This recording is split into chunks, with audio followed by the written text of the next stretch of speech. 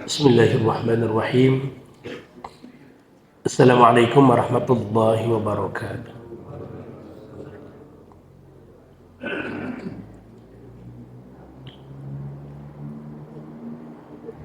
Subhanallah walhamdulillah wa la ilaha illallah wallahu akbar.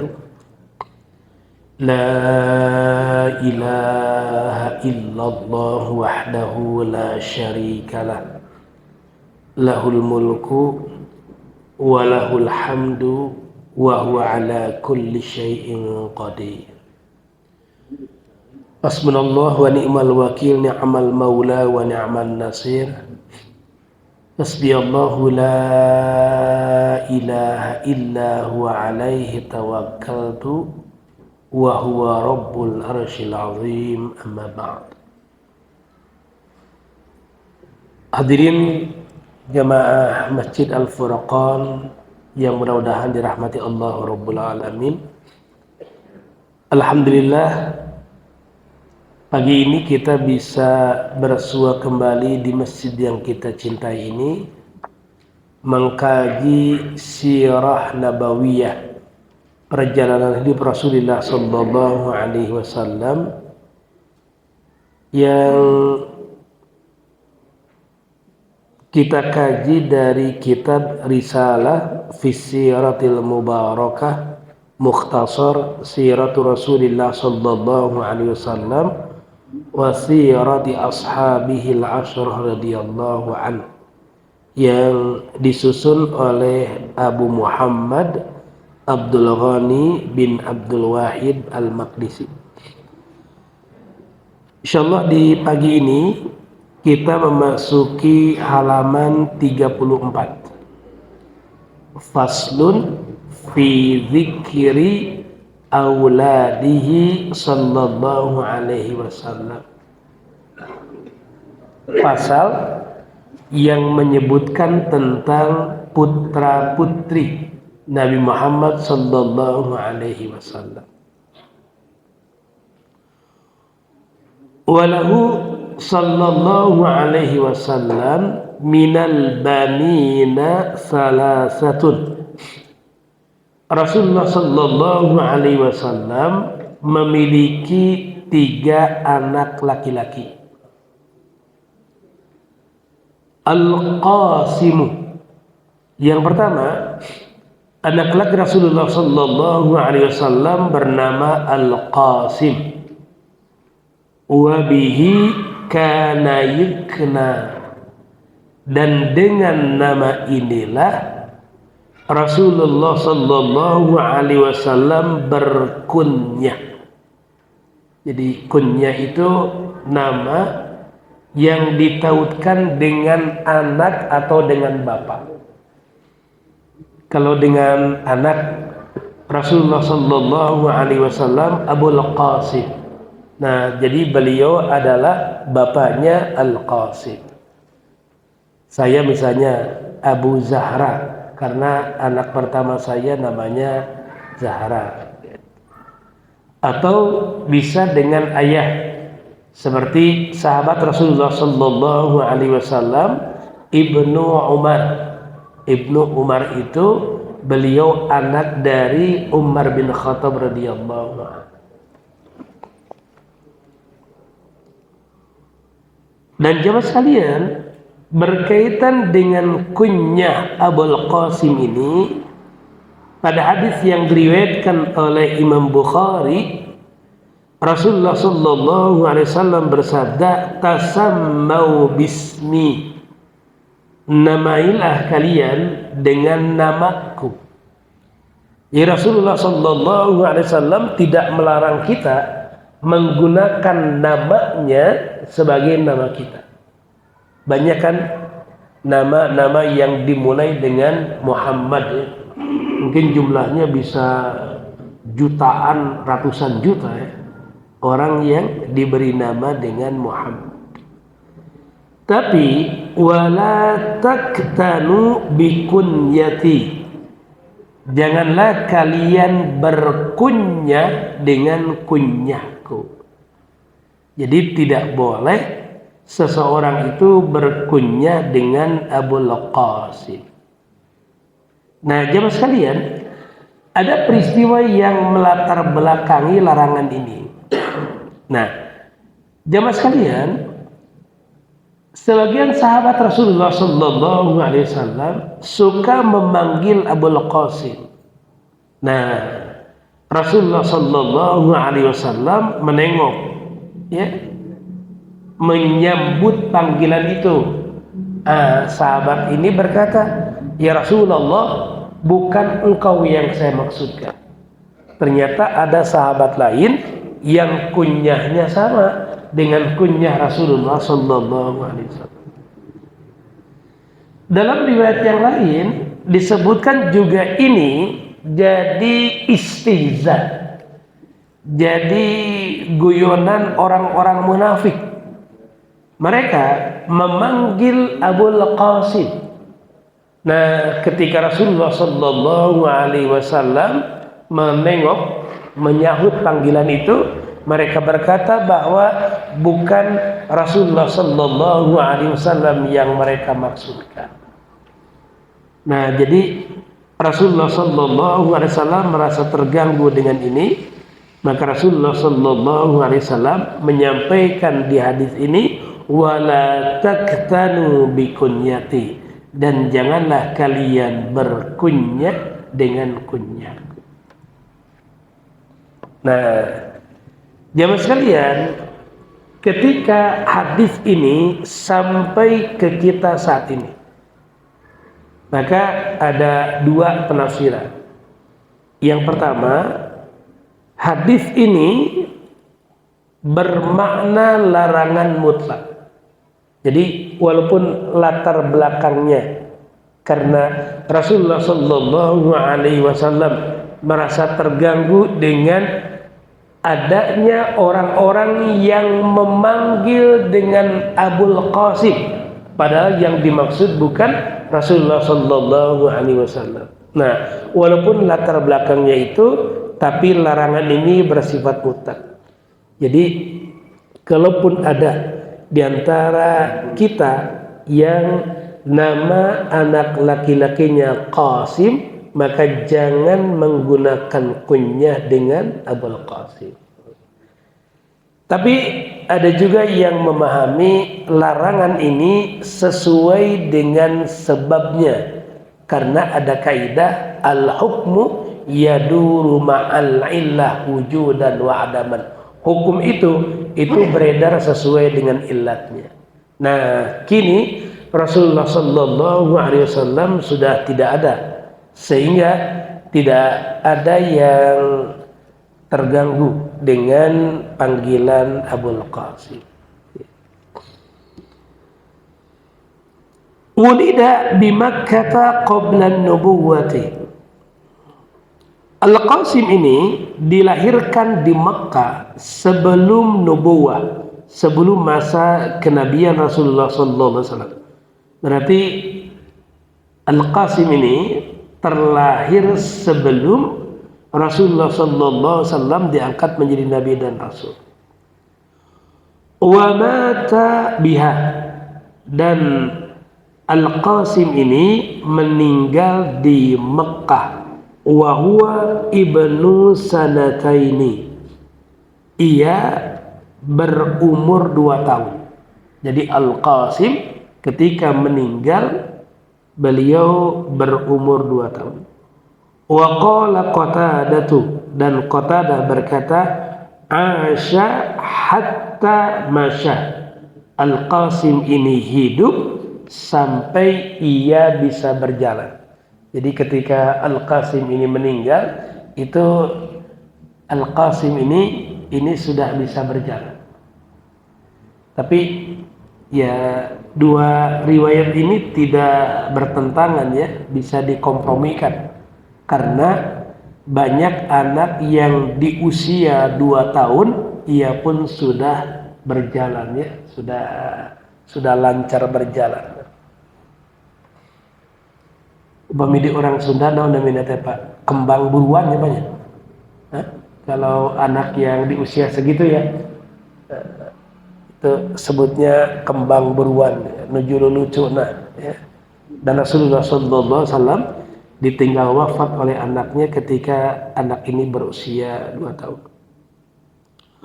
Wa Abdullahi, yang kedua, anak yang kedua namanya Abdullah. Wa yusamma at-tayyib wa at-tahir. Nah, Abdullah ini diberi nama juga dengan at-tayyib dan at-tahir. Jadi nama lain dari Abdullah itu at-tayyib dan at-tahir. Li'annahu wulida fil islami, karena anak ini lahir di masa Islam. Jadi Abdullah ini lahir ketika Rasulullah Sallallahu Alaihi Wasallam sudah diangkat menjadi nabi dan rasul. Waqila, dan dikatakan juga, maksudnya ada riwayat lain yang menyebutkan inna tayyiba wa tahira ghairuhu. Nama at-tayyib dan at-tahir itu untuk anak selainnya. Jadi bukan untuk sebutan Abdullah. Was-sahihul awwalu, dan yang sahih adalah yang pertama. Jadi kata at-tayyib dan at-tahir itu nama lain untuk Abdullah. Jadi Rasulullah Sallallahu Alaihi Wasallam menyebut nama ayahnya sebagai nama anaknya. Kan ayahnya Rasulullah Sallallahu Alaihi Wasallam namanya Abdullah. Ya? Ayahnya Rasulullah Sallallahu Alaihi Wasallam namanya Abdullah. Kemudian Rasulullah Sallallahu Alaihi Wasallam punya anak, anaknya juga diberi nama dengan Abdullah. Jadi jamaah sekalian, kalau kita bercermin ya, nama-nama di masa Rasulullah Sallallahu Alaihi Wasallam dan para sahabat itu gak macam-macam nama itu, ya, tapi memiliki makna yang mendalam, ya, memiliki makna yang mendalam. Yang diperinci itu namanya hanya satu kata atau dua kata ya, dengan pola mudhof ilaih seperti Abdullah, Abdurrahman. Tapi yang lengkap itu adalah nasabnya. Jadi Abdullah bin Amr bin As, Abdullah ya bin Umar bin Khattab. Jadi yang lengkap adalah nasabnya. Sehingga walaupun namanya sama, Abdullah, Muhammad, tapi diketahui perbedaan itu dari nasabnya.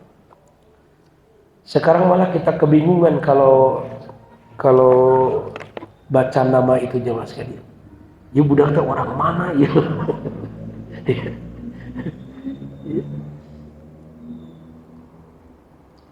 Wa Ibrahimu. Nah, yang ketiga adalah Ibrahim. Ulida bil Madinati. Ibrahim ini dilahirkan di Madinah. Wa mata biha sanata ashrin. Dan ia meninggal di tahun 10 Hijriah. Wa huwa ibnu sab'ata asyara syahran atau 18. Nah, dia Ibrahim ini ketika meninggal usianya 17 bulan atau 18 bulan. Jadi ada riwayat yang menyebutkan 17 bulan, 18 bulan. Dekat-dekat lah. Dan jemaah sekalian, inilah putra Rasulullah sallallahu alaihi wasallam dari Maria Kibtiyah. Dan jemaah sekalian, ketika wafat Ibrahim inilah terjadi gerhana matahari. Nah, jadi gerhana matahari itu terjadi ketika wafatnya Ibrahim. Makanya orang-orang menghubungkan kematian Ibrahim itu dengan gerhana matahari. Makanya Rasulullah sallallahu alaihi wasallam menegaskan, inna syamsa wal qamara ayatani min ayatillah la yankasifani limauti ahadikum wala lihayati. Sesungguhnya matahari dan bulan itu adalah dua di antara tanda-tanda kekuasaan Allah. Tidaklah terjadi gerhana sebab kematian seseorang atau lahirnya seseorang. Nah, mengapa Rasulullah SAW menyampaikan catatan itu?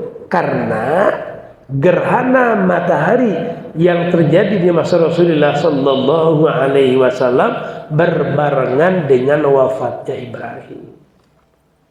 Maka orang-orang pun menghubungkan itu. Biasa pandi urangnya sok itu, Pak. Ya. Maka Rasulullah SAW meluruskan. Nah, cocokologi. Wakila dan dikatakan, Bismillah. Wakila dan dikatakan, kana lahu ibnun. Rasulullah sallallahu alaihi wasallam memiliki anak laki-laki lain. Yuqalu lahu, yang diberi nama anak itu dengan Abdul Uzza. Ya, dengan Abdul Uzza. Jadi ada riwayat lemah yang menyebutkan itu. Nah, kemudian oleh Al-Maqdisi diklarifikasi, kata beliau, wa qad tahharahu Allah azza wa jalla min dzalika wa a'adahu minhu. Allah azza wa jalla mensucikannya dari hal itu dan melindunginya darinya. Jadi tidak mungkin Rasulullah sallallahu alaihi wasallam memiliki anak dengan sebutan Abdul Uzza. Karena Abdul Uzza itu nama yang biasa dipakai oleh orang-orang jahiliyah. Uzza itu nama salah satu berhala. Latta, Uzza, Manat, Hubal. Nah, Abdul Uzza berarti hamba dari salah satu berhala itu. Dan Allah Subhanahu wa taala mensucikan Rasulullah sallallahu alaihi wasallam dari itu. Ini adalah riwayat yang batil. Wal banatu arba'un.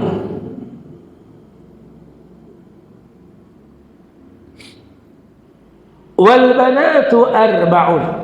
Dan anak perempuan Rasulullah sallallahu alaihi wasallam ada 4. Rasulullah sallallahu alaihi wasallam punya 3 anak laki-laki, 4 anak perempuan.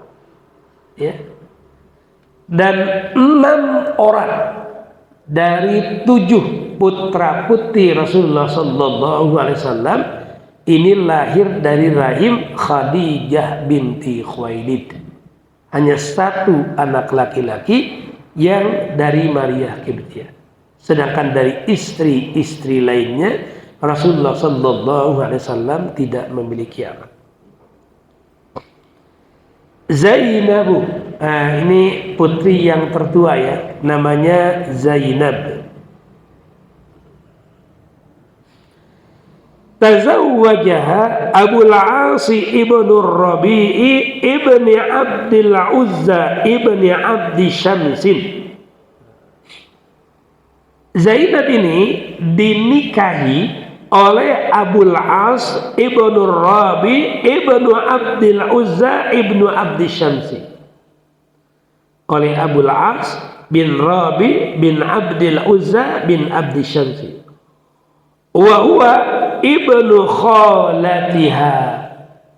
Nah, Abul As ibnu Rabi ini anak laki-laki bibinya. Nah, jemaah sekalian, khala itu sebutan untuk bibi dari pihak ibu. Jadi ada ammun, ammatun. ini paman bibi dari pihak ayah. Kalau khalun, khalatun, ini paman dan bibi dari pihak ibu. Nah, jadi khalatiha ini maksudnya adalah bibinya. Ya, berarti Abul As ibnu Rabi ini anak saudaranya Khadijah binti Khuwailid. Kemudian wa ummuhu, dan ibunya Abul As ibnu Rabi itu adalah Halatu bintu Khuwailidin, yaitu Halah bintu Khuwailid. Nah ini ya, sama kan, Khuwailid sama dengan Khadijah binti Khuwailid, ini Halah binti Khuwailid. Jadi Halah binti Khuwailid ini adalah saudara Khadijah binti Khuwailid.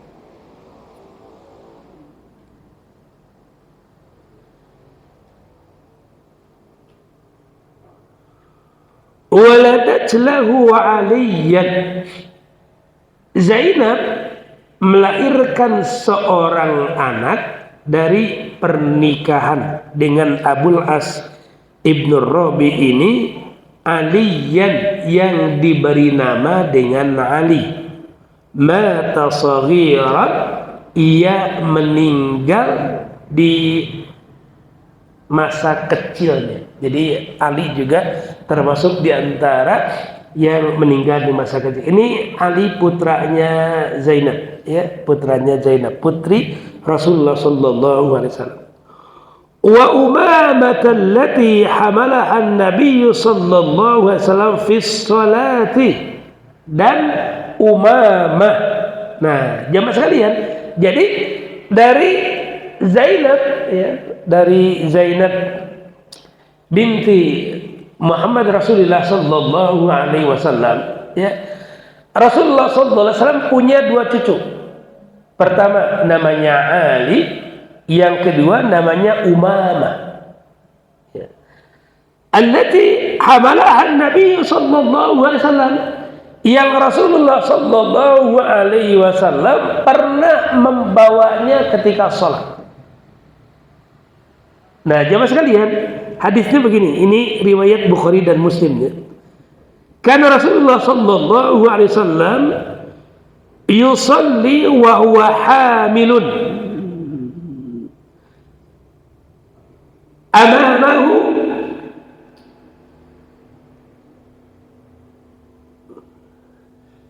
hamilun Umamahu binti Zainab, fa idza sajada wada'aha wa idza qama hamalaha. Rasulullah sallallahu alaihi wasallam salat dalam keadaan membawa Umamah binti Zainab. Jamaah sekalian, pada hadis ini Umamah itu, ya, ini dinasabkannya itu dengan ibunya. Padahal ini ayahnya namanya Abul As ibnu Rabi. Nah, ini dianalisa juga oleh para ulama. Mengapa Umamah ini ditautkan dengan ibunya? Itu kan jamaah sekalian, kalau kita lihat, ya, ini ditautkan dengan ibu, ya, ditautkan dengan ibu. Itu ada juga pada kasus di mana gak jelas siapa ayahnya, atau anak-anak yang terlahir dari luar nikah. Itu dinasabkannya kan dengan ibunya. Nah, pertanyaannya adalah mengapa Umamah ini itu dinasabkan pada ibunya? Maka dua penafsirannya. Yang pertama, jamaah sekalian, menggambarkan tentang keutamaan Zainab putri Rasulullah sallallahu alaihi wasallam, ya, sebagai putri Rasulullah sallallahu alaihi wasallam. Yang kedua, ini penjelasan yang kedua, ya, Abul As ibnu Rabi kala itu masih musyrik, ya. Bahkan jamaah sekalian, salah satu di antara yang ditawan di peristiwa perang Badar adalah Abul As bin Rabi'. Nih kan ada sekitar 70 ya yang ditawan oleh kaum muslimin di perang Badar. Nah, salah satu di antara yang ditawan itu adalah Abul As bin Rabi', yang kemudian Zainab yang memberi tebusan berupa kalung pemberian dari ibunya. Itu yang sampai Rasulullah SAW menangis ya. Rasulullah SAW mengenal betul kalung yang dijadikan tebusan ini. Ini adalah kalung dari mendiang istrinya. Maka Rasulullah SAW meminta para petugas ya, untuk membebaskan Abul As dan memberikan kalung ini kembali pada Zainab dan dibebaskannya Abul As bin Rabi'. Jamaah sekalian, waktu perang Badar itu kan Rasulullah SAW meminta pendapat pada para sahabatnya, pada Abu Bakar, pada Umar, bagaimana memperlakukan para tawanan ini. Abu Bakar yang menyampaikan usul untuk ya tebusan, bisa ditebus sehingga kita bisa mendapatkan modal yang banyak dari tebusan-tebusan itu. Kalau Umar kan gak jauh sekali. Kata Umar itu habisi semua. Kata Umar. Ini kalau usul Umar yang diterima, ya berarti Abul As bin Rabi' itu wafat saat itu. Nah, jawab sekalian, Umamah ini, ya Umamah ini itu ditautkan dengan ibunya, karena posisinya kala itu masih musyrik. Jadi Abul As bin Rabi' ini masih musyrik, sehingga tidak ditautkan dengan ayahnya, tapi ditautkan dengan ibunya. Karena jamaah sekalian, pasca nanti kan ada peristiwa di mana Abul As itu kemudian dijegal oleh para sahabat, kemudian dijamin oleh Zainab, ya, kemudian nanti Abul As itu kembali ke Mekah, kemudian balik lagi menyatakan keislamannya dan bersatulah keluarga ini, tapi bersatunya mereka hanya 6 bulan. Setelah itu Zainab binti Rasulullah SAW meninggal. Jadi Umamah ini terlahir kemungkinan besar pada masa Abul As Ibn Rabi' ini masih musyrik. Nah, sehingga nasabnya ditautkan dengan ibu. Nah, sedangkan Umamah ini, jamaah sekalian, ini cucu Rasulullah SAW yang terus tumbuh hingga dewasa.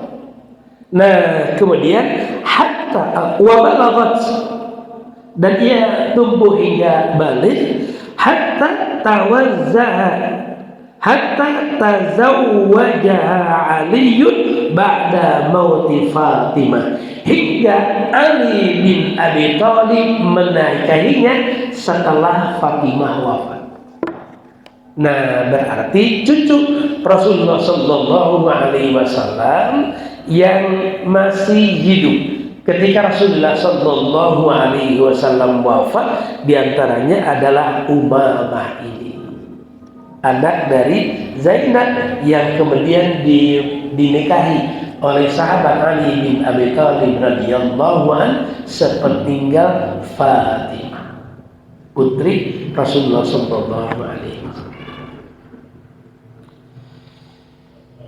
Kemudian wa Fatimatu, putri yang kedua Fatimah, tazawwajaha Ali bin Abi Thalib, dinikahi oleh Ali bin Abi Thalib. Fawaladat lahul Hasan wal Husainah. Nah, dari Fatimah ini lahir Hasan dan Husain. Jamaah sekalian, ada yang salah persepsi, Pak. Dianggapnya Hasan dan Husain ini kembar. Enggak, jamaah sekalian. Ini bukan sahabat kembar ya. Ini lahir di beda waktu selesai. Beda Hasan Husain ya, enggak kembar, ini beda waktu jawab sekalian ya. Beda waktu, ini adik kakak ya. Wa muhassinan, kemudian ada muhassin mata saghira. Nah, muhassin ini meninggal di masa kecil juga. Wa Ummu Kulthumin. Nah, yang berikutnya adalah Ummu Kulthum. Tazawwajaha Umar bin Al-Khattab. Yang Ummu Kulthum ini dinikahi oleh Umar bin Khattab. Ini jamaah sekalian ya. Ini jamaah sekalian. Umar bin Khattab radhiyallahu anhu itu, Pak, itu dengan sahabat Ali saja, dengan sahabat Ali, Pak, itu terpaut umurnya sekitar 16 tahun. Sekitar 16 tahun terpaut umurnya, terpaut umur. Ini Umar bin Khattab radhiyallahu anhu itu menikahi anak sahabat Ali bin Abi Thalib radhiyallahu. Nah, jadi jamaah sekalian, sebagai isyarat gini, dulu para sahabat Rasulullah sallallahu alaihi wasallam mereka menikahkan putri-putri mereka itu pada laki-laki yang memiliki kemuliaan, gak peduli usianya berapa pun.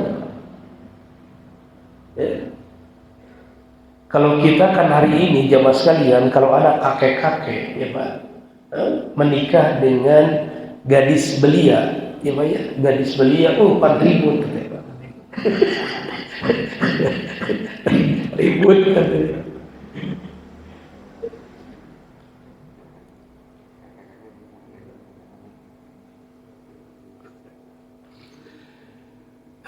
Kemudian wa Zainab, dan Zainab berarti punya 5 anak ya.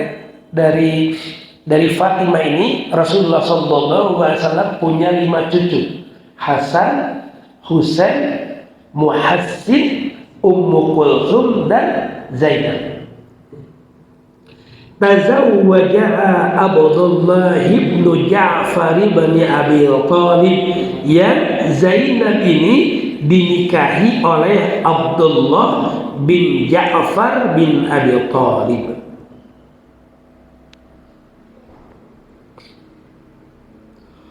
Wa Ruqayyah. Nah, kemudian putri ketiga Rasulullah SAW namanya Ruqayyah.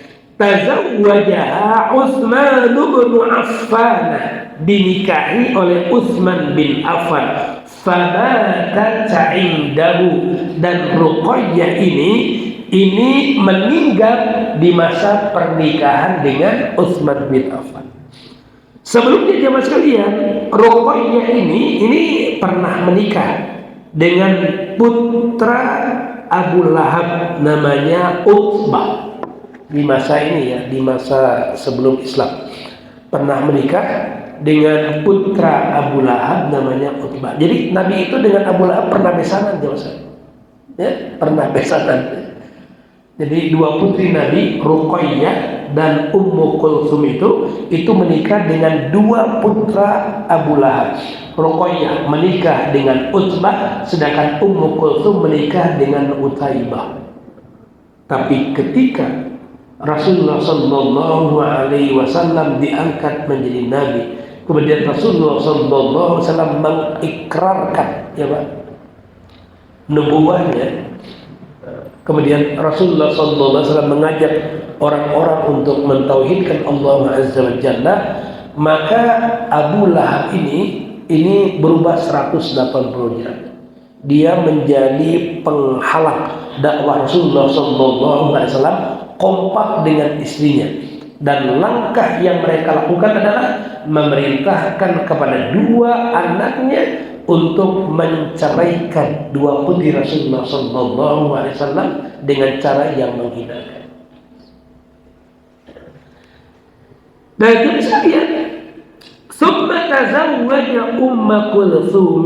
Kemudian Utsman bin Affan radhiyallahu an menikahi Ummu Kulthum. famatat 'indahu, dan Ummu Kulsum ini pun meninggal di masa pernikahan dengan Utsman bin Affan.